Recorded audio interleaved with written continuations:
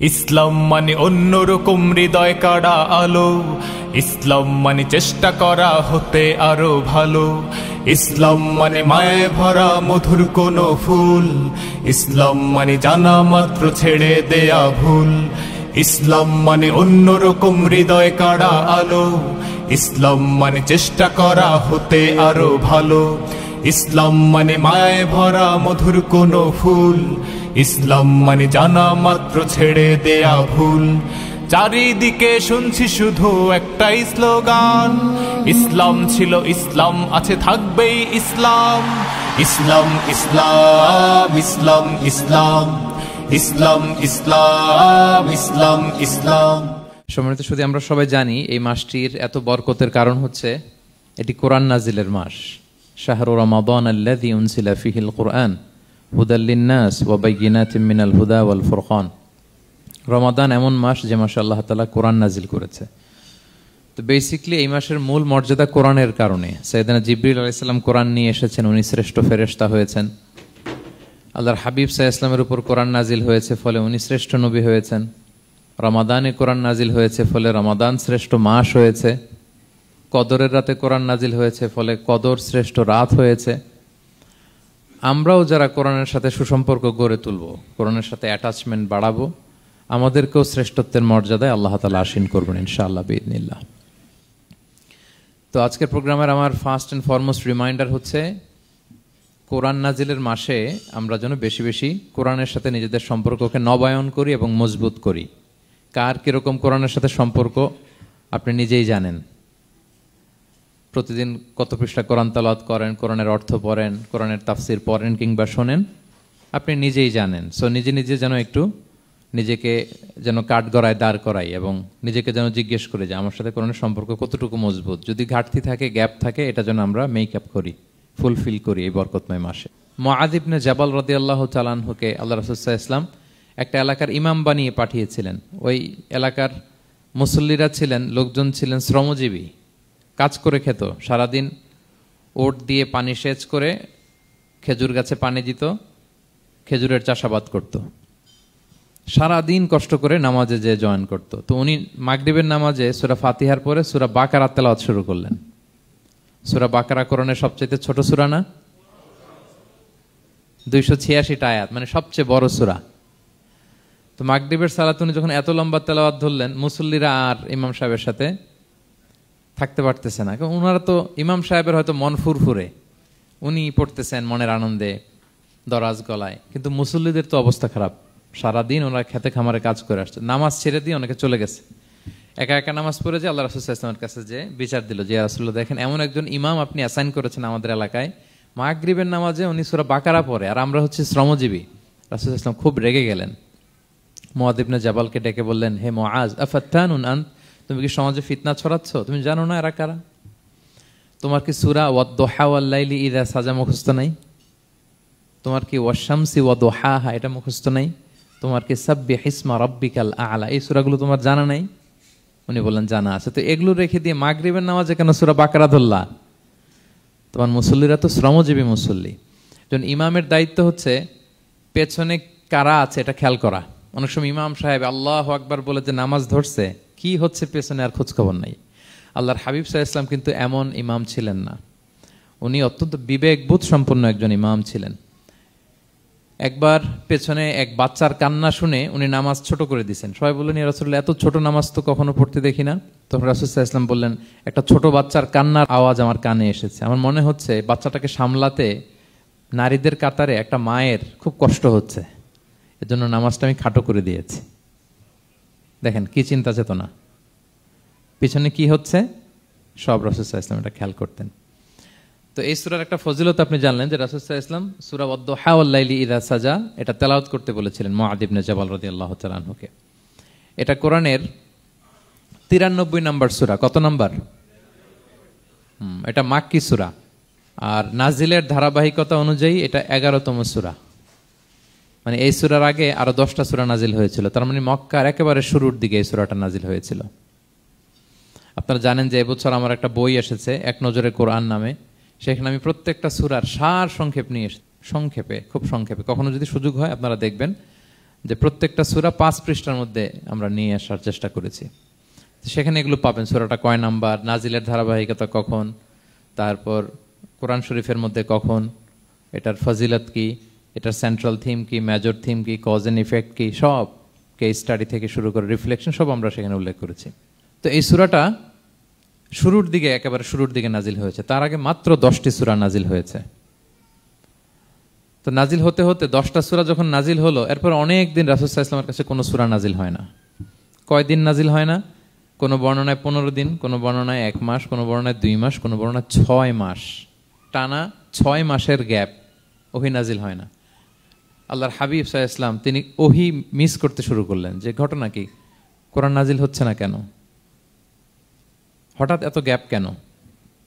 ওনার মাথায় কয়েকটা জিনিস ঘুরপাক খেলো। একটা ঘুরপাক খেলো যে আমার কোনো কাজে আল্লাহ আবার অসন্তুষ্ট হলো নাকি, অথবা আমি কোরআনের আয়াত, এই বাণীগুলো পৌঁছে দেওয়ার ক্ষেত্রে আমার কোনো গাফলতি হয়ে গেল নাকি, সামহাও কি আল্লাহর সাথে আমার কানেকশন এটা কি লুজ হয়ে যাচ্ছে, আমি কি কোনোভাবে আল্লাহ থেকে দূরে সরে পড়তেছি? রাসূল সাল্লাল্লাহু আলাইহি ওয়াসাল্লাম টেনশনে পড়ে গেলেন, চিন্তায় পড়ে গেলেন, কি রে ওহী আসে না কেন, আসে না কেন, আসে না কেন। এটা ছিল একটা দিক। আরেকটা দিক হচ্ছে আল্লাহর হাবিব সাল্লাল্লাহু আলাইহি ওয়াসাল্লামের কাছে কোরআনের আয়াত যাই নাজিল হতো উনি যে লোকদের কাছে প্রচার করে দিতেন। এখন নাজিল হয়েছে, এখনই যে প্রচার শুরু, রাতে নাজিল হয়েছে, রাতেই প্রচার শুরু, দিনে নাজিল হয়েছে, দিনেই প্রচার শুরু, যখন নাজিল তখন প্রচার। কারণ আল্লাহ তাআলা বলেছেন, ইয়া আইয়ুহার রাসূলু বাল্লিগ মা উনজিলা ইলাইক মির রাব্বিক, আপনার রবের পক্ষ থেকে যা নাজিল হয়েছে প্রচার করেন। তো এই যে মাঝখান দিয়ে কয়েক মাস যার কোনো প্রচার করে না, মুশরিকরা টিটকারি মারতে শুরু করলো, বলে কি মুহাম্মদ, তোমার আল্লাহ তোমার ভুলে গেছে বোধহয়, তোমার আল্লাহ বোধহয় তোমাকে আর পছন্দ করে না। আগে তো প্রতিদিন কিছু না কিছু শোনাতা যে এইটা নাজিল হয়েছে, ওইটা আসছে, এই বিধান ওই বিধান, এখন তো কোনো খোঁজখবর নাই। ঘটনা কি? আল্লাহর হাবিব সাল্লাল্লাহু আলাইহি ওয়াসাল্লামের চাচি উম্মে জামিল, আবুল হাবির স্ত্রী, সে আরো খারাপ কথা বললো। সে বলল, ইন্না শাইতানাকা কদ তারাকাক, তোমার কাছে যে একটা শয়তান আসতো এখন বোধহয় আর আসে না মুহাম্মদ, নাউযুবিল্লাহি মিন যালিক। এটা দিয়ে জিবরিল আলাইহিস সালামকে বুঝিয়েছেন। জিবরিল এসে কি কি যেন বলে, কই এখন তো কিছু বলো না। তো রাসূল বলবে কি করে, কারণ তিনি তো মন গড়া কিছু বলতেন না। আল্লাহর হাবিব সাল্লাল্লাহু আলাইহি ওয়াসাল্লাম মনে যা ইচ্ছা হয়, মন গড়া কখনো কিছু বলেছেন? আওয়াজ করে বলেন, মন গড়া বলতেন তিনি?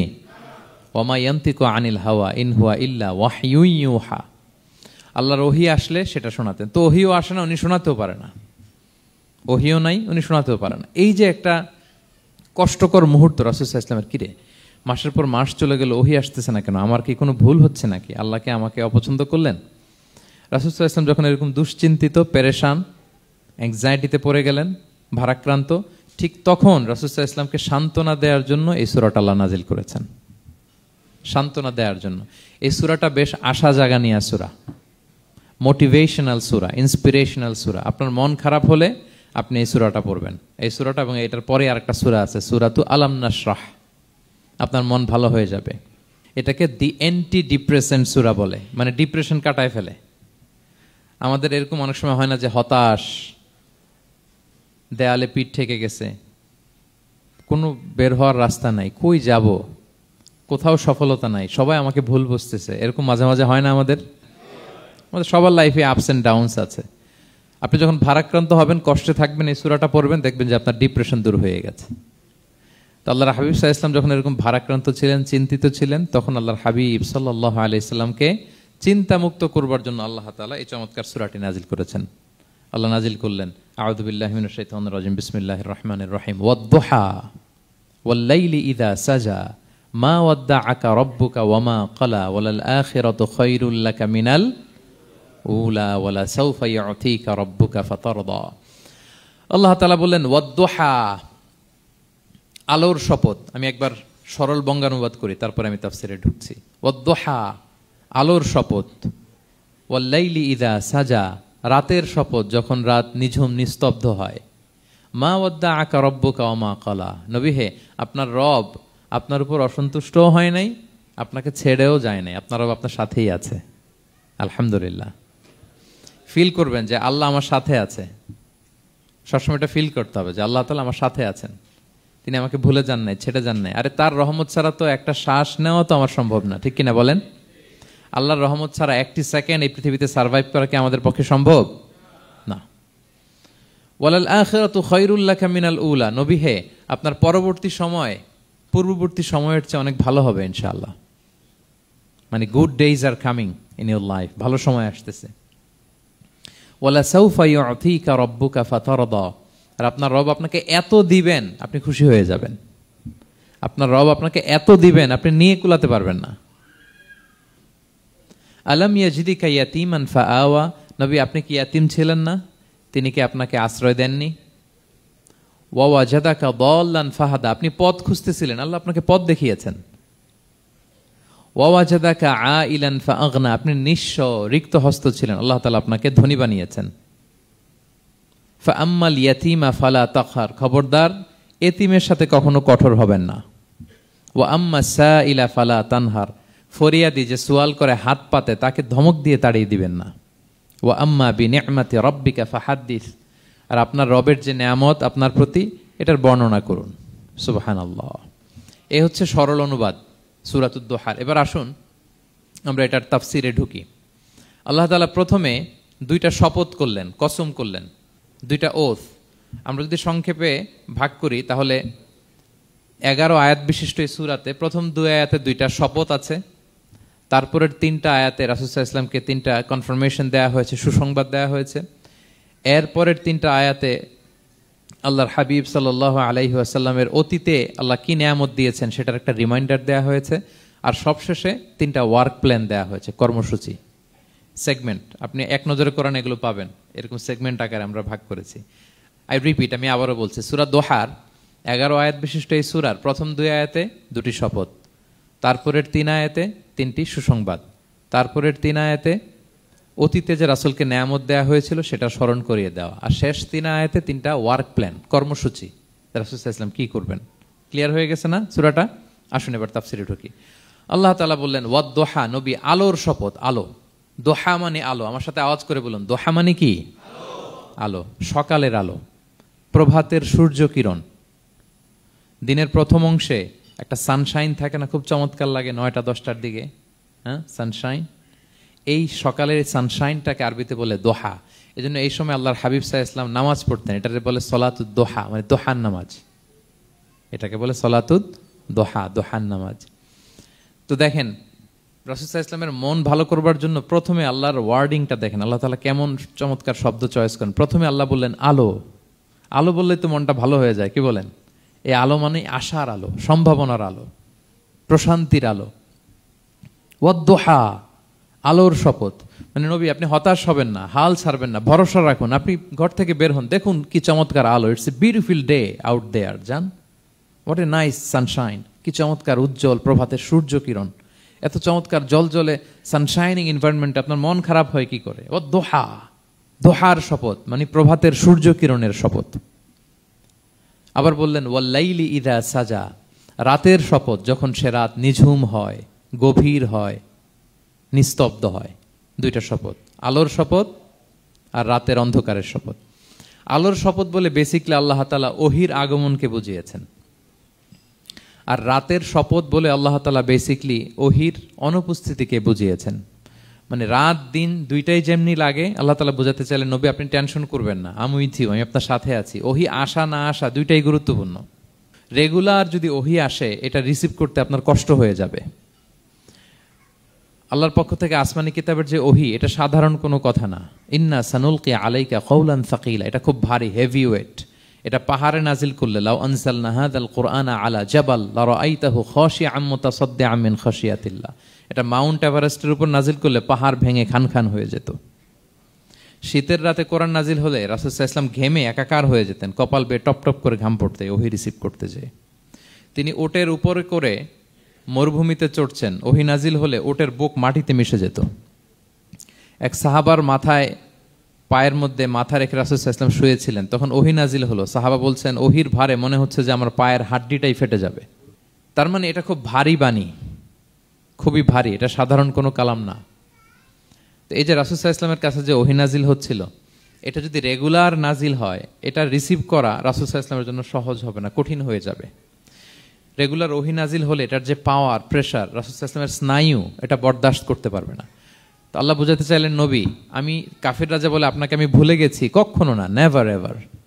বরং আপনার যাতে একটু রেস্ট হয়, আরাম হয়, আপনাকে একটু কমফোর্ট দেওয়ার জন্য আমি সাময়িকভাবে ইচ্ছে করে ওহিটা বন্ধ রেখেছি। সুবহানাল্লাহ পড়বেন না? আপনার যাতে একটু কমফোর্ট হয়, আপনার যেন একটু আরাম হয়, ওহি রিসিভ করে করে যেন আপনি অভ্যস্ত হতে পারেন, এজন্য আমি ইচ্ছা করে আপনাকে একটু আরাম দেওয়ার জন্য ওহি বন্ধ রেখেছি। সারাদিন যদি মানে দিনের 24 ঘন্টায় যদি সূর্য থাকে, ভাল লাগবে? আচ্ছা বলেন, 6 মাস টানা সূর্য ভাল লাগবে আপনার? রোদের গরমে আমরা অস্থির হয়ে যাব। তো 12 ঘন্টা সূর্যের আলোর পরে যেমনি রাতের দরকার আছে, আল্লাহ বোঝাতে চাইলেন ওহি নাজিল হওয়ার পাশাপাশি মাঝে মাঝে ওহি ব্রেক দেওয়ার দরকার আছে, ওহি বন্ধ থাকার দরকার আছে। ফলে আপনি হ্যাবিচুয়েটেড হবেন, ওহি রিসিভ করা না করা এটা আপনার জন্য ইজি হয়ে যাবে। যখন আপনি আপনার জন্য ওকে হয়ে যাবে, তখন আমি লাগাতার ওহি নাজিল করব। তাহলে ওরা যে বলে আমি আপনাকে ভুলে গিয়েছি, না, আমি আপনাকে ভুলি নাই, বরং আপনার আরামের জন্য খানিকটা সময় আপনাকে বিশ্রামের সুযোগ করে দেওয়ার জন্য আমি আল্লাহ ওহি বন্ধ রেখেছি। সুবহানাল্লাহ। তার মানে আল্লাহ তাআলা নবীকে ভুলেন নাই বা নবী সাল্লাল্লাহু আলাইহি ওয়াসাল্লামের উপর অসন্তুষ্ট হন নাই, ইচ্ছে করে আল্লাহ তাআলা কিছুদিন ওহি বন্ধ রেখেছেন। প্রতিদিন সূর্য থাকলে যেমনি ভাল লাগে না, মানে 24 ঘন্টা, এজন্য 12 ঘন্টা সূর্য দিয়ে আল্লাহ 12 ঘন্টা রাত দিয়েছেন, আমাদের আরামের বিশ্রামের ঘুমের আয়োজন করেছেন। ঠিক তেমনি রেগুলার ওহি রিসিভ করলে রাসূল সাল্লাল্লাহু আলাইহি ওয়াসাল্লামের জন্য কষ্ট হয়ে যাবে, এজন্য ইচ্ছে করে আল্লাহ গ্যাপ দিয়েছেন। আল্লাহর হাবিব সাল্লাল্লাহু আলাইহি ওয়াসাল্লামের উপর আল্লাহ অসন্তুষ্ট হননি। এটাই আল্লাহ তাআলা বললেন যে ওয়াদ-দুহা ওয়াল-লাইলি ইযা সাজা, প্রভাতের সূর্য কিরণের শপথ, রাতের নিঝুম নিস্তব্ধ পরিবেশের শপথ। মা ওয়াদ্দাআকা রাব্বুকা ওয়া মা ক্বালা, আপনার রব আপনারে ভুলেও যায় নাই, আপনারে ছেড়েও যায় নাই, আপনার উপর নাখোশও হয় নাই। সুবহানাল্লাহ।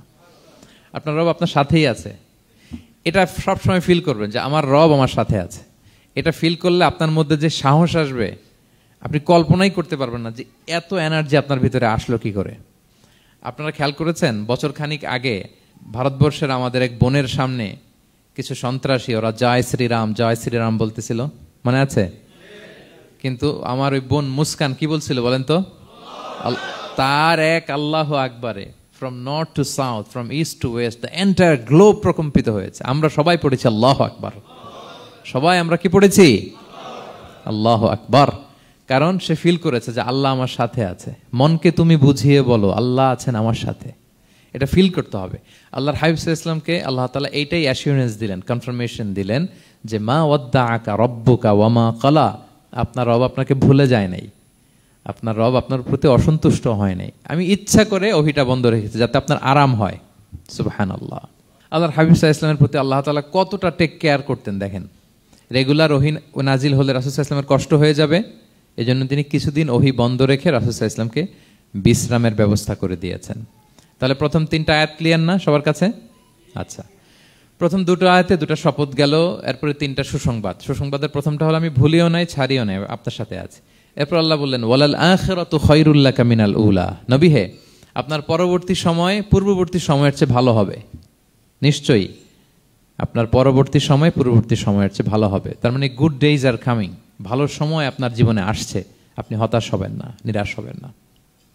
এরপর আল্লাহ তাআলা বললেন ওয়ালা সাউফা ইউতিকা রাব্বুকা ফাতারদা, নবী হ্যাঁ আপনার রব আপনাকে এত দিবে আপনি খুশি হয়ে যাবেন, আপনার রব আপনাকে এত নেয়ামত দান করবে আপনি আপনার রবের প্রতি সন্তুষ্ট হয়ে যাবেন। সুবহানাল্লাহি বিহামদি। এবং তাই হয়েছে। যারা আপনারা সিরাত পড়েছেন, যারা আল্লাহর হাবিব সাল্লাল্লাহু আলাইহি ওয়াসাল্লামের জীবনী নিয়ে ধারণা রাখেন, তারা দেখবেন যে আল্লাহর রাসূল সাল্লাল্লাহু আলাইহি ওয়াসাল্লাম যেখানেই মনে কষ্ট পেয়েছেন, বিষণ্ণ, চিন্তিত, তখনই আল্লাহ তাআলা রাসূল সাল্লাল্লাহু আলাইহি ওয়াসাল্লামের চিন্তা দূর করে রাসূল সাল্লাল্লাহু আলাইহি ওয়াসাল্লামকে সন্তুষ্ট করেছেন।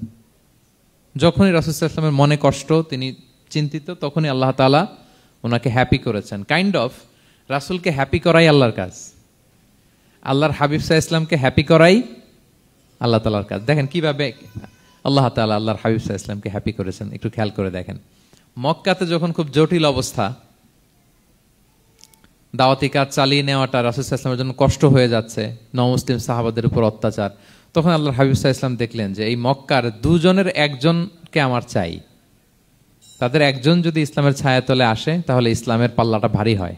কারা? একজন হচ্ছে ওমরে ফারুক আর একজন আবু জাহাল।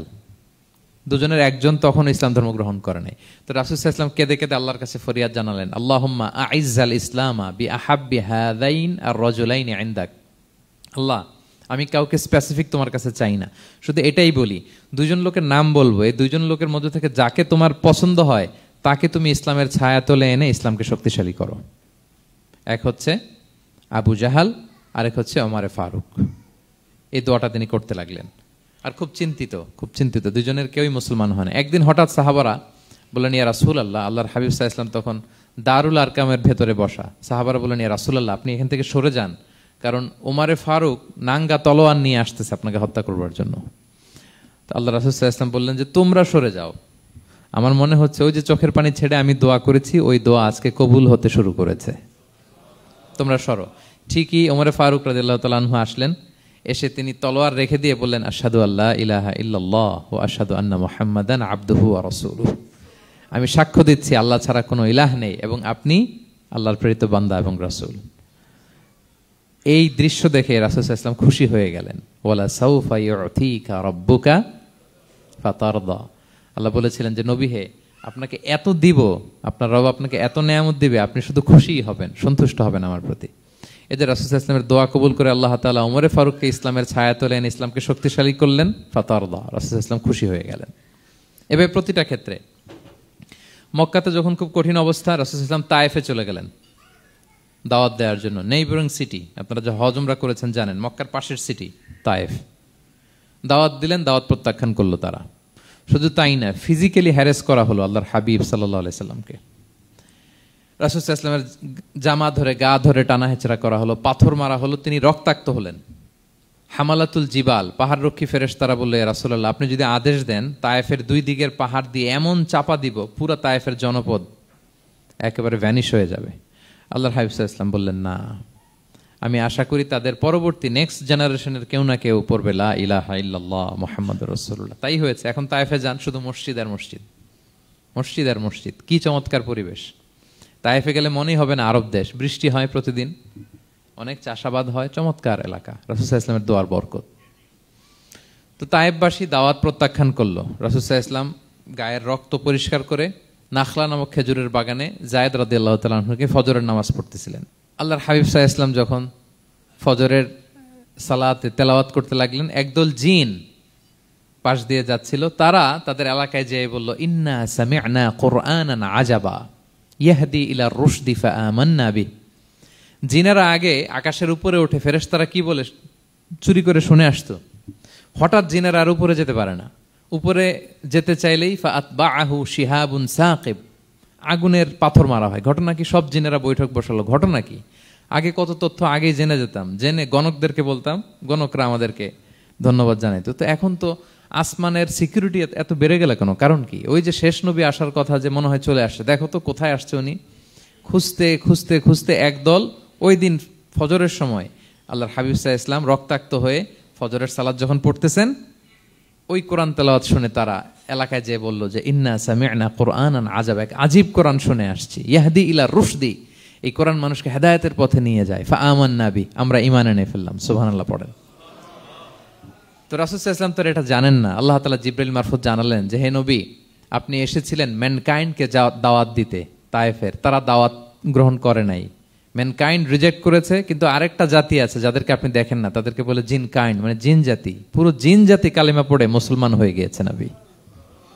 বলে সাউফা ইউতিকা রাব্বুকা ফাতারদা, নবী আপনার রব আপনাকে এত নেয়ামত দিবেন আপনি খুশি হয়ে যাবেন। নবী সাল্লাল্লাহু আলাইহি ওয়াসাল্লাম ওইখানে আবার খুশি হয়ে গেলেন, রক্তাক্ত, ইনজুর্ড। কিন্তু যখন শুনলেন মানুষ জাতি তারা ঈমান আনে নাই, কিন্তু জিন জাতি তারা ঈমান এনেছে, আল্লাহর হাবিব সাল্লাল্লাহু আলাইহি ওয়াসাল্লাম আবার আনন্দিত হলেন। তাহলে আল্লাহর হাবিব সাল্লাল্লাহু আলাইহি সাল্লামকে আনন্দিত করাই হচ্ছে আল্লাহর কাজ, খুশি রাখাই হচ্ছে আল্লাহর কাজ। সুবহানাল্লাহি বিহামদি। আল্লাহর হাবিব সাল্লাল্লাহু আলাইহি সাল্লামের বয়স যখন 50 বছর, ওনার কাছের দুজন আত্মীয় মারা গেল। ওনার প্রিয়তমা স্ত্রী খাদিজা রাদিয়াল্লাহু তাআলা আনহা ইন্তেকাল করলেন, ওনার প্রিয় চাচা আবু তালেব ইন্তেকাল করলেন। দুজনই শেল্টার দিত, একজন ঘরে একজন বাইরে। আবু তালেবের কারণে কেউ রাসূল সাল্লাল্লাহু আলাইহি সাল্লামের গায়ে হাত তোলার সাহস পায় নাই। তো উনি যখন ইন্তেকাল করলেন, রাসূল সাল্লাল্লাহু আলাইহি সাল্লাম বিপদে পড়ে গেলেন।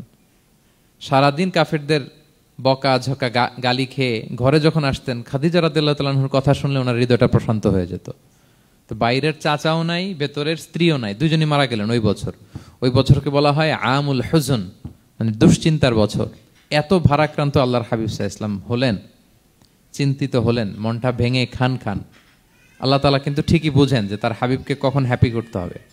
আল্লাহ তাআলা তখন সাইয়েদনা জিবরাইল আলাইহিস সালামকে পাঠালেন যে যাও, আমার বন্ধুকে আর পৃথিবীতে থাকার দরকার নাই, আমার বন্ধুকে ঊর্ধ্ব জগতের নৈশ ভ্রমণের ইনভাইটেশন দিয়ে আসো, মানে মেরাজের ইনভাইটেশন দিয়ে আসো। পড়েন সুবহানাল্লাহ।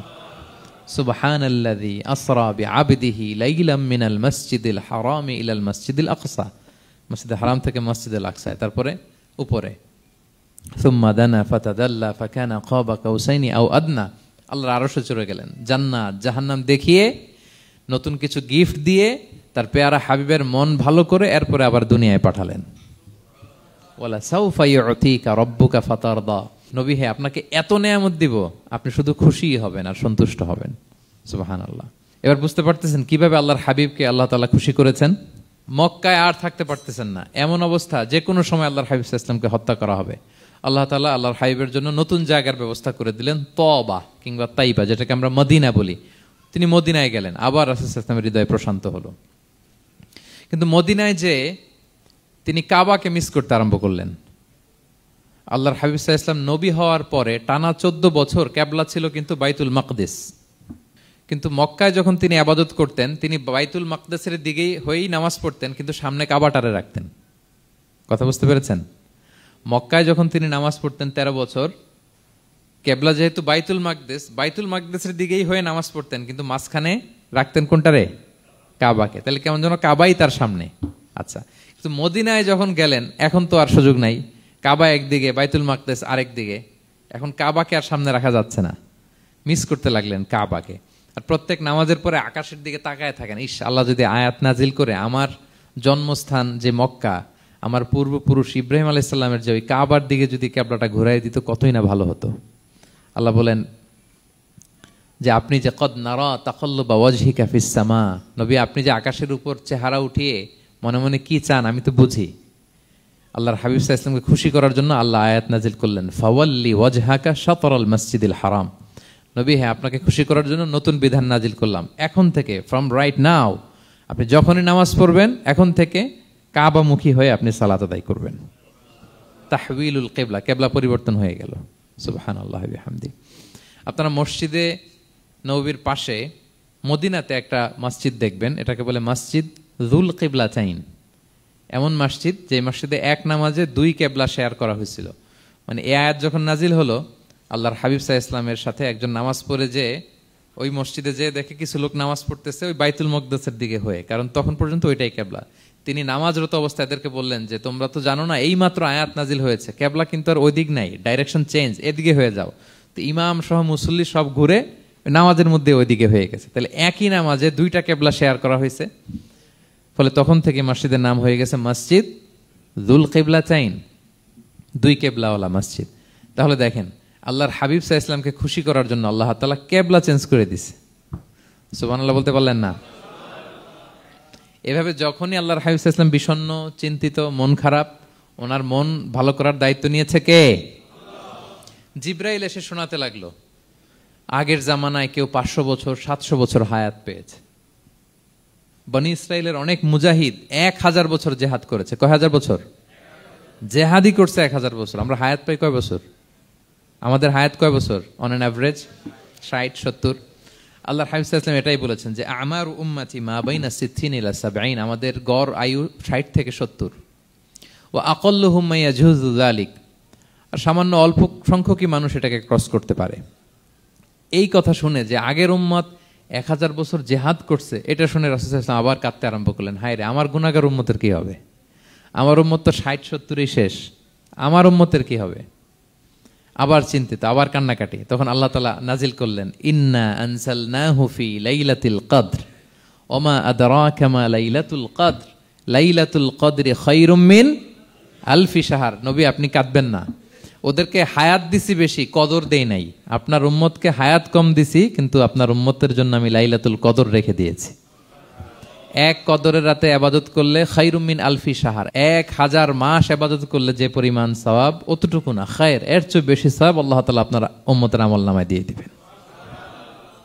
আবার আল্লাহর হাবিব সাল্লাল্লাহু আলাইহি ওয়াসাল্লাম মন ভালো হয়ে গেল। ওয়ালা সাউফা ইউতিকা রাব্বুকা, সবাই বলেন ওয়ালা সাউফা ইউতিকা রাব্বুকা ফাতারদা।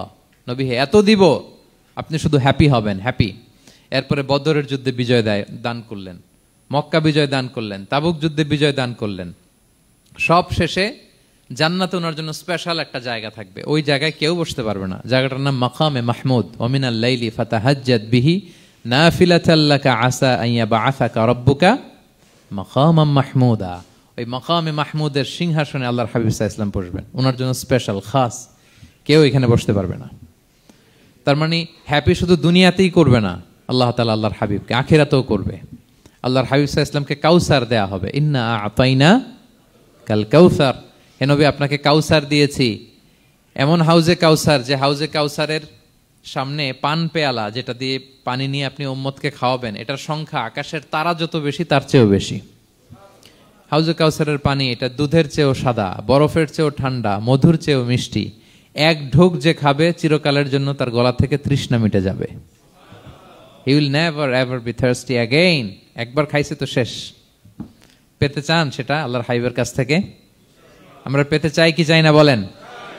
ইন্না আতাইনা কাল কাউসার, নবী আপনাকে আমি কাউসার দিয়েছি। সব শেষে আল্লাহর হাবিব সাল্লাল্লাহু আলাইহি ওয়াসাল্লাম সুপারিশ করার অনুমতি পাবেন, যেদিন কেউ সুপারিশ করতে পারবে না। সবাই বলবে নফসি নফসি নফসি নফসি, থার থার করে কাঁপবে। এক একজন নবী, ইব্রাহিম আলাইহিস সালাম, ঈসা আলাইহিস সালাম, মুসা আলাইহিস সালাম থার থার করে কাঁপবে। আর আল্লাহর হাবিব সাল্লাল্লাহু আলাইহি ওয়াসাল্লাম ওই মাকামে মাহমুদে সিংহাসন ফেলে দিয়ে সেজদায় শুধু কাঁদতে থাকবে, আর সেজদার মধ্যে বলবে উম্মতি উম্মতি উম্মতি উম্মতি। হে আল্লাহ আপনি আমার গুনাহগার উম্মতকে বাঁচান, আল্লাহ আপনি আমার গুনাহগার উম্মতকে বাঁচান, আল্লাহ আপনি আমার গুনাহগার উম্মতকে বাঁচান। আল্লাহ তাআলা এটা সহ্য করতে না পেরে জিবরাইল আলাইহিস সালামকে বলবেন যে ওয়াসআলহু মা ইউবকিক, জিবরাইল যাও জিজ্ঞেস করো তো আমার বন্ধু এত কাঁদে কেন, কি চায় জিজ্ঞেস করো। তো আল্লাহর হাবিব সাল্লাল্লাহু আলাইহি ওয়াসাল্লাম বলবেন আল্লাহুম্মা উম্মতি উম্মতি, আল্লাহ আমার উম্মতকে বাঁচান, আমার গুনাহগার উম্মতকে বাঁচান। আল্লাহ তাআলা এবার জিবরাইল মারফত বলবেন যে ইযহাব ইলা মুহাম্মদ সাল্লাল্লাহু আলাইহি ওয়াসাল্লাম, যাও মুহাম্মদের কাছে যাও, ওয়াকুল লাহু, তাকে বলো দুনিয়াতে যেমনি কখনো কষ্ট পেতে দেই নাই, বারবার তাকে হ্যাপি করেছি, খুশি করেছি। ওয়া ইন্না সানুরদিকা ফি উম্মাতিকা ওয়ালা নাসুউক, আজকের এই কঠিন দিনেও আমার হাবিবকে আমি কষ্ট দিব না, তার উম্মতের ব্যাপারেও তাকে আমি খুশি করে দেব। তার গুনাহগার উম্মতের ব্যাপারেও আজকে মুহাম্মদ সাল্লাল্লাহু আলাইহি ওয়াসাল্লামকে আমি খুশি করে দেব। আল্লাহর হাবিব সাল্লাল্লাহু আলাইহি ওয়াসাল্লাম তখন সুপারিশ শুরু করবেন। আল্লাহু আকবার, আল্লাহু আকবার। ওয়ালা সাউফা ইউতিকা রাব্বুকা ফাতারদা, নবী হে আপনাকে এত নেয়ামত দিব আপনি নিয়ে কুলাতে পারবেন না। সব শেষে এই গুনাহগার উম্মতকে সুপারিশ করে জাহান্নাম থেকে নাম কাটিয়ে সবাইকে নিয়ে তিনি একটা ফ্ল্যাগ হাতে নিয়ে তিনি জান্নাতের দিকে ছুটবেন। ওই ফ্ল্যাগের মধ্যে লেখা থাকবে আলহামদু। কি লেখা থাকবে? মানে প্রশংসা, প্রশংসার পতাকা। নিজেও তো প্রশংসিত। মুহাম্মদ মানে কি জানেন? মুহাম্মদ মানে কি? প্রশংসিত। এই কারণে মুহাম্মদ সাল্লাল্লাহু আলাইহি ওয়াসাল্লামকে মক্কার লোকেরা গালি দিয়েও শান্তি পেত না। মানে যদি বলি এই প্রশংসিত লোকটা খারাপ, কথাটা হইল? প্রথমে আগে বলা লাগে কি? প্রশংসিত। মুহাম্মদ মানে কি? তো এই জন্য মক্কার লোকেরা রাসূল সাল্লাল্লাহু আলাইহি ওয়াসাল্লামকে মুহাম্মদ না বলে ডাকতো মুদাম্মাম, মানে নিন্দিত। তো মুদাম্মাম তো রাসূলের নাম না, রাসূল সাল্লাল্লাহু আলাইহি ওয়াসাল্লামের নাম কি? মুহাম্মদ, প্রশংসিত। এই জন্য গালি দিয়েও তারা মজা করতে পারতো না, সুবিধা করতে পারতো না। গালি দিলেও আগে প্রশংসা করে নেওয়া লাগতো। প্রথমে বলতো মুহাম্মদ পাগল, এরকম বলতো নাউযুবিল্লাহ। তার মানে প্রশংসিত লোকটা পাগল হইলো, এটা গালি হয়েছে? ঘুরে ফিরে তো প্রশংসাই হয়ে গেল। তো আল্লাহর হাবিব সাল্লাল্লাহু আলাইহি ওয়াসাল্লাম লিওয়াউল হামদ, প্রশংসার ফ্ল্যাগ নিয়ে বিশাল উম্মতকে নিয়ে জান্নাতে অভিমুখে যাবেন এবং জান্নাতের দরজায় হি উইল বি দা প্রথম নক করবেন উনি। তখন জান্নাতের রক্ষী ফেরেশতা বলবে মান আনতা, কে? আল্লাহর হাবিব সাল্লাল্লাহু আলাইহি ওয়াসাল্লাম বলবেন আনা মুহাম্মদ, আমি মুহাম্মদ। তো ফেরেশতা বলবে আমরা দাঁড়ায় আছি এজন্য আল্লাহ বলে দিয়েছেন মুহাম্মাদের আগে কাউকে যেন এন্ট্রি দেয়া না হয়, আপনার আগে যেন কারো জন্য জান্নাতের দরজা না খুলি, স্পেশাল উপর থেকে অর্ডার আছে। আপনি যেহেতু নক করেছেন, ওয়েলকাম, আসেন। পুরো উম্মাহ নিয়ে আল্লাহর হাবিব সাল্লাল্লাহু আলাইহি ওয়াসাল্লাম জান্নাতে ঢুকবেন। ওয়ালা সাউফা ইউতিকা রাব্বুকা ফাতারদা, নবী হে আপনাকে অচিরেই এত নেয়ামত দিব আপনি সন্তুষ্ট হয়ে যাবেন। প্রথম দুইটা শপথ গেল, এরপর তিনটা সুসংবাদ গেল। এরপর আল্লাহ তাআলা অতীতে যে নবীর পাশে ছিলেন, অতীতে যে বিভিন্ন নেয়ামত দিয়ে আল্লাহর হাবিব সাল্লাল্লাহু আলাইহি ওয়াসাল্লামকে আল্লাহ তাআলা ধন্য করেছেন, এগুলো রিমাইন্ডার দিচ্ছেন যে নবী আপনি কেন চিন্তিত হন, আমি আগেও ছিলাম আপনার সাথে, এখনো আছি, ভবিষ্যতেও থাকবো। তিনি বললেন আলাম ইয়াজিদকা ইয়াতীমান ফাআওয়া, তিনি কি আপনাকে ইয়াতীম অবস্থায় পাননি, তিনি কি আপনাকে আশ্রয় দেননি? আপনারা জানেন আল্লাহর হাবিব সাল্লাল্লাহু আলাইহি ওয়াসাল্লাম যখন মায়ের পেটে, তখনই তার পিতা দুনিয়া থেকে ইন্তেকাল করেছেন। মায়ের পেটে তার বয়স হচ্ছে 6 মাস, দুনিয়াতে আসেননি আল্লাহর হাবিব সাল্লাল্লাহু আলাইহি ওয়াসাল্লাম রাহমাতাল লিল আলামিন। মায়ের পেটে থাকা অবস্থায় বাবা হারিয়েছেন, দুনিয়াতে আসলেন, 6 বছর বয়সে তিনি মাকে হারিয়েছেন। কয় বছর বয়সে? 6 বছর। তারপর মায়ের ইন্তেকালের পরে দাদার কাছে, আব্দুল মুত্তালিবের কাছে লালিত পালিত হতে লাগলেন। 8 বছর বয়সে দাদাও ইন্তেকাল করলেন। বাবা চলে গেলেন জন্মের আগে, মা চলে গেলেন 6 বছর মানে শিশু থাকতে। 8 বছর বয়সে তো শিশু, দাদাও চলে গেলেন। 8 বছর বয়স থেকে আল্লাহর হাবিব সাল্লাল্লাহু আলাইহি ওয়াসাল্লাম চাচার কাছে এতিম অবস্থায় লালিত পালিত হতে লাগলেন। এবং আবু তালেব এত ভালোবাসতো, ইমান আনে নাই, শেষ পর্যন্ত ইমান আনেনি, শিরকের উপরে ইন্তেকাল করেছে, কিন্তু আল্লাহর হাবিব সাল্লাল্লাহু আলাইহি ওয়াসাল্লামকে এত ভালোবেসেছেন। বাবার যে কি মানে পিতৃ স্নেহের যে কি মায়া, এটা বুঝতে দেন নাই কখনো, এটার অভাব কখনো তিনি টের পান নাই। ওনার যে বাবা নাই, আবু তালেবের কারণে এতটা ভালোবেসেছেন। তার মানে কখনোই রাসূল সাল্লাল্লাহু আলাইহি ওয়াসাল্লামকে লালন পালন, রক্ষণাবেক্ষণ, টেক কেয়ারের কোনো গ্যাপ আল্লাহ তাআলা রাখেননি। হালিমাতু সাদিয়ার কাছে, পরে মায়ের কাছে, উম্মে আইমানের কাছে, দাদা আব্দুল মুত্তালিবের কাছে, পরে চাচার কাছে, একটার পর একটা স্লট বাই স্লট রেডি। সেটাই স্মরণ করে দিলেন যে নবী, এমন তো হয় নাই যে আপনাকে লালন পালনের জন্য কেউ ছিল না। আলাম ইয়াজিদকা ইয়াতীমান ফাআওয়া, আপনার রব কি আপনাকে ইয়াতীম অবস্থায় আশ্রয়ের ব্যবস্থা করে দেননি? মানে তখন তো আমি ছিলাম আপনার সাথে, কেউ ছিল না, তখন তো আমি ছিলাম। তো আপনারা তো ভয় কিসের? আপনি হতাশ হবেন না, নিরাশ হবেন না, হাল ছাড়বেন না আপনি। তাহলে প্রিয় ভাইরা, আল্লাহর হাবিব সাল্লাল্লাহু আলাইহি ওয়াসাল্লাম ইয়াতীম অবস্থায় পৃথিবীতে এসেছিলেন, এবং এজন্য ইয়াতীমের সাথে ভালো আচরণ তিনি করতে বলতেন আল্লাহর হাবিব সাল্লাল্লাহু আলাইহি ওয়াসাল্লাম। যারা এতিমকে ভালোবাসে, আল্লাহ তাদেরকে ভালোবাসে। এবং আল্লাহর হাবিব সাল্লাল্লাহু আলাইহি ওয়াসাল্লাম বলতেন, আনা ওয়া কাফিলুল ইয়াতীমি ফিল জান্নাতি কাহাতাইন, আমি এবং এতিমের রক্ষণাবেক্ষণকারী এইভাবে প্রতিবেশীর মতো জান্নাতে থাকব। এই 2 আঙ্গুলের মাঝে যেমনি গ্যাপ নাই, আমার আর এতিমের রক্ষণাবেক্ষণকারী তার বাড়ির মাঝখানে কোনো গ্যাপ থাকবে না জান্নাতে। We will be neighbour in paradise, জান্নাতে এরকম আমরা কাছাকাছি থাকবো। আল্লাহু আকবার পড়েন। তাহলে এতিমের রক্ষণাবেক্ষণকারীকে আল্লাহ তাআলা ভালোবাসেন। যারা এতিমকে পছন্দ করে না, এতিমকে তাড়িয়ে দেয়, তাদেরকে আল্লাহ পছন্দ করেন। আল্লাহ তাআলা বলেন, আরাআইতাল্লাযী ইউকাযযিবু বিদ্দীন ফাযালিকাল্লাযী ইয়াদুউল ইয়াতীম। যারা আখিরাতকে অবিশ্বাস করে, তারাই এতিমকে ঘাড় ধাক্কা দিয়ে তাড়িয়ে দেয়। কোনো বিশ্বাসী কখনো এতিমের সাথে খারাপ আচরণ করে না। আপনাদের যাদের মন শক্ত, অনেকের চোখ দিয়ে পানি নামে না। আমার এক আত্মীয় আছে, খুব আল্লাহওয়ালা, আমার জীবনে এত আল্লাহওয়ালা আমি দেখি নাই, কিন্তু ওনার চোখ দিয়ে পানি নামে না। বারবার এসে আমারে বলে যে, মিজান কি করবো বলো, তুমি একটু মোনাজাত ধরো। আমার মনে আছে আমি ওনাকে নিয়ে মোনাজাত ধরতাম, তো ওনার কান্না আসে না চোখ দিয়ে। এত আল্লাহওয়ালা, খুব ভালো মানুষ, কিন্তু চোখ দিয়ে পানি নামে না। এটা অনেকের হয়, নানা কারণে হয়। তো আল্লাহর হাবিব সাল্লাল্লাহু আলাইহি ওয়াসাল্লাম বলেছেন, কারো যদি চোখ দিয়ে পানি না নামে বা হৃদয় নরম না হয়, তারা যেন এতিমের মাথায় হাত বুলিয়ে দেয়। এক সাহাবী এসে বলেন, ইয়া রাসূলুল্লাহ, আমার হৃদয়টা বড় শক্ত, হৃদয় নরম হয় না। রাসূল সাল্লাল্লাহু আলাইহি ওয়াসাল্লাম বললেন, তাই?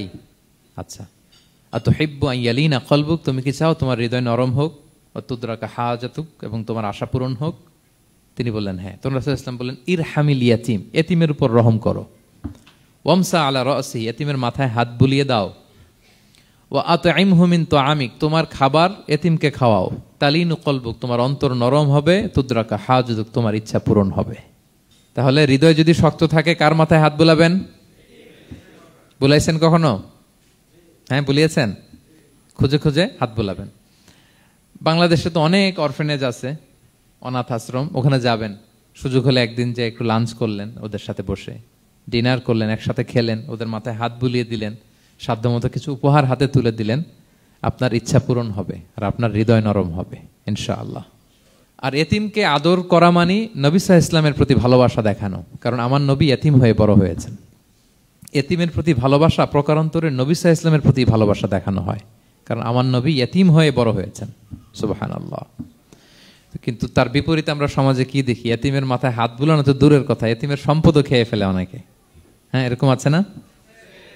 এতিমের সম্পদ দেদারসে গিলতেছে। কি যে আমাদের চিন্তাধারা! দেখবেন যে লোকটা এতিমের সম্পদ গিলে, ওরা রোজা অবস্থায় এক ঢোক পানি গিলাতে পারবেন কিনা দেখেন। যে বলেন একটু পানি খান তো, যে খাবে না কেন? হারাম। তো ওই হারাম কিন্তু গিলতেছে ইচ্ছা মতো। রোজা অবস্থায় এক ফোঁটা আপনি পানি গিলাতে পারবেন না, এরে কেন? হারাম। কিন্তু ওইদিকে ভাতিজার সম্পদ গিলতেছে দেদারসে। আল্লাহ বলেন, এটা ভাতিজার সম্পদ না, এটা তুমি জাহান্নামের আগুন পেটে ঢুকাচ্ছ। জাহান্নামের আগুন। ইন্নাল্লাযীনা ইয়াকুলুনা আমওয়ালাল ইয়াতামা যুলমান, ইন্নামা ইয়াকুলুনা ফি বুতুনিহিম নারা ওয়া সায়াসলাউনা সাইরা। যারা এতিমের সম্পদ খায়, এটা সম্পদ না, এটা জাহান্নামের আগুন তুমি পেটে ঢুকাচ্ছ। সো এতিমের প্রতি যেন আমরা নমনীয় হই, তাদের মাথায় হাত বুলাই, তাদের জন্য খরচ করি, তাদের প্রতি যেন আমরা দয়াদ্র হই, কারণ আমার নবী এতিম অবস্থায় বড় হয়েছেন। তাহলে নবী সাল্লাল্লাহু আলাইহি ওয়াসাল্লামকে এটা স্মরণ করে দিলেন, নবী আপনি তো এতিম ছিলেন, আমি তো আপনাকে রক্ষণাবেক্ষণের ব্যবস্থা করছি। আর কি করেছি? ওয়াজাদাকা দাল্লান ফাহাদা, নবী আপনাকে আমি এমন অবস্থায় পেয়েছি, আপনি পথ খুঁজতেছিলেন, আমি আপনাকে পথ দেখিয়েছি। You are searching the right path and I guided you to the right sense of direction. আপনি পথ খুঁজতেছিলেন, আমি পথ দেখাইছি। এখানে দল্লানের অর্থ পথভ্রষ্ট করা যাবে না। ওয়াজাদাকা দল্লান, হে নবী আপনাকে আমি পথভ্রষ্ট পেয়েছি, পরে পথ দেখাইছি, এরকম বলা যাবে না। এটা আল্লাহর হাবিব সাল্লাল্লাহু আলাইহি ওয়াসাল্লামের ক্ষেত্রে প্রযোজ্য নয়। অনেক বাংলা তাফসীর অর্থে আমি দেখেছি পথ হারা, নবী আপনাকে আমি পথ হারা পেয়েছি, পথ দেখেছি, এটাও খুব একটা সুন্দর না। সবচেয়ে সুন্দর হচ্ছে নবী আপনি পথ খুঁজতেছিলেন, সত্যের অনুসন্ধানী ছিলেন। অনেক সময় দেখবেন অনেক পথিক যেতে যেতে এমন এক জায়গায় যায়, দেখে 3 রাস্তা কিন্তু কোনো সাইনবোর্ড নাই। পুরাতন রাস্তাগুলোতে এরকম অনেক সময় হতো না আমাদের, 3 দিকে রাস্তা, কোনো সাইনবোর্ড নেই, তো যাবো কই? এটা বুঝালেন যে নবী আপনি পথ খুঁজতেছিলেন, আমি আপনাকে দেখিয়েছি, হে নবী এটাই সিরাতুল মুস্তাকিমের পথ। ওয়াজাদাকা দাল্লান ফাহাদা, আপনি পথ খুঁজতেছিলেন, আমি আপনাকে পথ দেখিয়েছি। তো ছোটবেলায় সাথে ছিলাম, পথ খুঁজতেছিলেন, পথ দেখালাম, আমি আপনার ভুললাম কোথায়? কাফিরদের কথায় মন খারাপ করেন কেন যে তারা বলে আমি আপনাকে ভুলেছি, ছেড়েছি? নো, নেভার এভার, আমি আপনার সাথেই আছি। তারপর আল্লাহ তাআলা বললেন ওয়াজাদাকা আইলান ফাআগনা, তিনি আপনাকে রিক্ত হস্ত, নিঃস্ব পেয়েছেন, সম্পদহীন অবস্থায় পেয়েছেন, পরে সম্পদশালী করেছেন। সুবহানাল্লাহ। আল্লাহর হাবিব সাল্লাল্লাহু আলাইহি ওয়াসাল্লাম শুরুতে সম্পদের অত যোগান ছিল না, পরে খাদিজা রাদিয়াল্লাহু তাআলা আনহার সাথে যখন বিয়ে হলো, আল্লাহ তাআলা সম্পদের কষ্ট দূর করলেন। কারণ খাদিজা রাদিয়াল্লাহু তাআলা আনহা অনেক বড় ব্যবসায়ী ছিলেন। বিয়ের আগে পার্টনারশিপে বিজনেস ছিল রাসূল সাল্লাল্লাহু আলাইহি ওয়াসাল্লামের সাথে। আল্লাহর হাবিব সাল্লাল্লাহু আলাইহি ওয়াসাল্লাম শ্রম দিয়েছেন, খাদিজা রাদিয়াল্লাহু তাআলা আনহার ইনভেস্টমেন্ট ছিল। তো ওই শ্রমে খাদিজা রাদিয়াল্লাহু তাআলা আনহার এক বান্ধবী, তিনি এমন প্রশংসা করলেন এসে আল্লাহর হাবিব সাল্লাল্লাহু আলাইহি ওয়াসাল্লামের ব্যাপারে যে এমন লোক আমি দেখি নাই, ওনার কথা বার্তা, চলন, কথন, ডিলিং সব আলাদা। পুরো কাফেলার মধ্যে উনি একরকম, পুরো কাফেলা আরেক রকম। এই কথা শুনে তো খাদিজা রাদিয়াল্লাহু তাআলা আনহা আকৃষ্ট হলেন যে এরকম একজন সৎ লোকই তো আমার চাই। প্রস্তাব দেয়া হলো, চাচাদের কাছে বিয়ে হয়ে গেল। এবং বিয়ের পরে খাদিজা রাদিয়াল্লাহু তাআলা আনহা নারীদের মধ্যে সর্বপ্রথম শাহাদা বাক্য পড়ে মুসলমান হয়েছিলেন। নিজের সব সম্পদ আল্লাহর হাবিব সাল্লাল্লাহু আলাইহি ওয়াসাল্লামের পায়ের সামনে এনে দিয়ে দিলেন, ইয়া রাসূলুল্লাহ আমার সম্পদ মানে আপনার সম্পদ, ইসলামের জন্য যত মনে চায় আপনি খরচ করেন। ওয়াজাদাকা আইলান ফাআগনা, আপনাকে আল্লাহ নিঃস্ব পেয়েছেন, সম্পদের ব্যবস্থা করে দিলেন। পরবর্তীতে মদিনায় যে খায়বার যুদ্ধের পরে অনেক সম্পদের ব্যবস্থা আল্লাহ তাআলা করে দিয়েছিলেন। তাহলে ছোটবেলায় ইয়াতিম ছিলেন, আল্লাহ টেক কেয়ার করলেন। পথ খুঁজতেছিলেন, আল্লাহ পথ দেখায় দিলেন। আর্থিক সমস্যা ছিল, এটাও আল্লাহ দূর করে দিলেন। এবার আল্লাহ তাআলা বিষ্ণু ঈসা ইসলামকে 3টা ওয়ার্ক প্ল্যান দিবেন, কর্মসূচি। 1 নম্বর কর্মসূচি হচ্ছে ফাআম্মাল ইয়াতীমা ফালা তাকহার, নবী খবরদার এতিমের সাথে কখনো কঠোর আচরণ করবেন না। 1 নম্বর কর্মসূচি, কারণ আপনিই তো এতিম ছিলেন। এতিমের দুঃখ আপনি না বুঝলে বুঝবে কে? এতিমের সাথে কখনো কঠোর হবেন না। আল্লাহর হাবিব সাল্লাল্লাহু আলাইহি ওয়াসাল্লাম কখনো এতিমের সাথে কঠোর হন নাই। এতিম তো দূর কি বাত, কারোর সাথে তিনি কঠোর হন নাই। ওনার কাছে চাইলে উনি না বলতে পারতেন না। নো, নাই, দিব না, এটা বলতে জানতেন না। নো ওনার ডিকশনারিতে ছিল না, চাইলেই দিতেন। একবার আল্লাহর হাবিব সাল্লাল্লাহু আলাইহি ওয়াসাল্লামের কাছে একটা জামা, কয়টা? আপনার জামা কয়টা? আমার জামা কয়টা? জুব্বা তখন কয়টা ছিল? মাত্র একটা। এক ফরিয়াদি এসে বলে ইয়া রাসূলুল্লাহ আতিনি কামিসান, আমার একটা জামা দেন, আমার জামা নাই। নবী সাল্লাল্লাহু আলাইহি ওয়াসাল্লামের জামা কয়টা তখন? ওনার কাছে চাইলে উনি না বলতে পারতেন, খুলে দিয়ে দিয়েছেন, নাও। এখন ওনার জামা আছে কয়টা? তো জামাও নাই, বেরও হতে পারে না। কি এক মুসিবত! আল্লাহ তাআলা আয়াত নাজিল করলেন ওয়াল্লাযীনা ইযা আনফাকু লাম ইউসরিফু ওয়া লাম ইয়াকতুরু ওয়া কানা বাইনা যালিকা কাওয়ামা। নবী হে, যারা বিশ্বাসী তারা দানের সময় ভারসাম্য করবে। মানে অনেকগুলো থাকলে আপনার একটা দিতেন, ছিলই যখন একটা, ওইটার হকদার তো ফরিয়াদির চেয়ে আপনি বেশি। এখন যে দিয়ে দিলেন, আপনি পড়বেন কি? অনেকগুলো থাকলে না হয় আপনি দিতেন, ছিলই একটা, এটার সবচেয়ে যোগ্য, অধিকতম যোগ্য এবং হকদার তো আপনি। সুবহানাল্লাহ, সুবহান। কি নবী ছিল, কি নবী ছিল! না বলতে পারতেন না, মানুষকে ফিরিয়ে দিতে জানতেন না। আল্লাহ বললেন নবী হে, আপনার প্রথম কর্মসূচি ফাআম্মাল ইয়াতীমা ফালা তাকহার, খবরদার এতিমকে কখনো, এতিমের প্রতি কঠোর হবেন না। 1 নম্বর কর্মসূচি। এটা শুধু নবীর জন্য কর্মসূচি নাকি আমাদের জন্য না? হ্যাঁ, সবার জন্য। এতিমদের সাথে যেন আমরা রূঢ় ভাষী না হই, তাদের সাথে যেন রূঢ় আচরণ না করি। 2 নাম্বার, ও আম্মা সাইলা ফালা তানহার, ফরিয়াদিকে ধমক দিবেন না, হাত পাতলে ধমক দিবেন না। আমরা অনেক সময় ধমক দেই, আপনারা দেন কখনো? না, আমরা দিতে পারবো না, ধমক দিতে নিষেধ করেছেন আল্লাহ তাআলা। আম্মা সাইলা ফালা তানহার, যদি না থাকে বুঝিয়ে বলেন যে এখন পারতেছি না, কিন্তু ধমক দিবেন না কখনো। কারণ আপনি এখন বড় সাহেব হয়ে গেছেন, প্রাইভেট কারের পাশ থেকে দেখবেন যে স্যার 2টা টাকা দেন, কিছু খাই নাই, হায় রে ছিঁড়া কাপড়, মলিন চেহারা, ভাঙ্গা একটা থালা হাতে নিয়ে স্যার 5টা টাকা দেন। আল্লাহ আপনারে স্যার বানাইছে আর ওরে বানাইছে ভিখারি। আচ্ছা বলেন তো, জায়গাটা চেঞ্জ করতে আল্লাহর কত সময় লাগে? ওরে ভিতরে বসায় স্যার বানাবে আর আপনারে ভাঙ্গা একটা থালা দিয়ে এরকম ওই যে টোল যেখানে নেয় ওখানে দাঁড় করাবে। বলেন আল্লাহর কয় সেকেন্ড লাগবে? লাগবে 1 সেকেন্ডও লাগে না। সো ও আম্মা সাইলা ফালা তানহার, ফরিয়াদিকে ধমক দিয়ে তাড়িয়ে দিও না, খবরদার। ওকে আল্লাহ ফরিয়াদি বানিয়ে পরীক্ষা করছে, আর তোমাকে আল্লাহ সম্পদশালী বানিয়ে পরীক্ষা করছে। তাহলে 1 নম্বর কর্মসূচি ছিল এতিমের সাথে রূঢ়ভাষী হবেন না। 2 নম্বর হচ্ছে ফরিয়াদিকে ধমক দিবেন না। 3 নম্বর, ও আম্মা বিনিআমাতি রাব্বিকা ফাহাদ্দিস, আল্লাহ তাআলা আপনাকে যে নেয়ামত দিয়েছে এই নেয়ামতের আপনি কি করেন? বর্ণনা করেন। ও আম্মা বিনিআমাতি রাব্বিকা ফাহাদ্দিস, আল্লাহ নেয়ামতের বর্ণনা করেন, শুকরিয়া করেন। কারণ আল্লাহ তাআলা আমাদের অনেককে ইয়তিম বানায় নাই, আমাদেরকে ফরিয়াদি বানায় নাই। আমরা অনেকেই আছি, আমরা এখনো ইয়তিম না, আমার আব্বা আম্মা এখনো বেঁচে আছেন, আমাদের অনেকের আব্বা আম্মা বেঁচে আছেন। ইয়তিম মূলত ছোট অবস্থায় যদি বাবা মারা যায় তাকে আরবিতে ইয়তিম বলে। মান মাতা আবুহু ওয়া হুয়া সগীর, কেউ ছোট, তার বাবা মারা গেছে, তাকে শরীয়তের পরিভাষায় কি বলে? ইয়তিম। তা আমরা অনেকেই তো ইয়তিম না, আমরা অনেকেই তো অন্যের কাছে হাত পাতা লাগে না, তো আমরা ভালো আছি না? আমাদের দেখবেন যে প্রায় হিসাবটা হচ্ছে আমার কি নাই, আমাদের হিসাবটা কি নাই, কি যে আছে এটার হিসাব করে কুলানোও যাবে না, ঠিক কিনা বলেন? হ্যাঁ, ঠিক যেই মুহূর্তে এখানে বসে আমরা এই চমৎকার ইফতারি নিয়ে বসে আছি, ঠিক একই মুহূর্তে দেখবেন যে হসপিটালের আইসিইউতে শুয়ে শুয়ে কাতরাচ্ছে অনেকে। হ্যাঁ, ঠিক এই মুহূর্তে কিডনি ডায়ালিসিস চলতেছে, দেখছেন? কিডনি পেশেন্ট এদিকে ছিদ্র করে ব্লাড সব বের হয়ে রিফাইনিং হয়ে আরেক দিক দিয়ে ঢুকে, ওর চিৎকার শুনলে। বার্ন ইউনিটে গেছেন কখনো? আগুনে পোড়া রুগী, আপনার তো অনেক কিছু নাই, আমার এটা নাই ওইটা নাই, আল্লাহ এটা দিল না, এটা নিয়ে আসেন। আপনি বার্ন ইউনিটে একদিন যায়েন, তাহলে বুঝবেন যে আল্লাহ আপনারে কত শান্তিতে রেখেছে। না খেয়ে কয় রাত কাটিয়েছি আমরা, বলেন তো? কত লোক বাড়ি ভাড়া পরিশোধ করতে পারে না, ঋণের বোঝায় জর্জরিত, দুরারোগ্য ব্যাধিতে আক্রান্ত, ক্যান্সারের লাস্ট স্টেজে। তাদের সাথে একটু দেখা করেন, 4th স্টেজে চলে আসছে ক্যান্সার পেশেন্ট।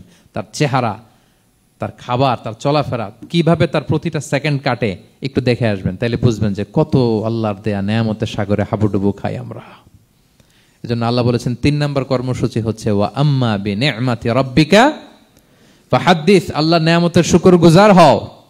আল্লাহ যে নেয়ামত দিয়েছে এই নেয়ামত তুমি বর্ণনা করো। অনেকে আছে আল্লাহ নেয়ামত দিলে ওটা প্রকাশ করতে চায় না, এটা আল্লাহ পছন্দ করে না। মানে আপনি যদি অনেক সম্পদশালী হন, আপনি সুন্দর পরিচ্ছন্ন জামা পরবেন, মানুষকে দান করবেন, আপনার বাড়ি ঘর সুন্দর হবে, এটা নিষেধ নয়, এটা ভালো।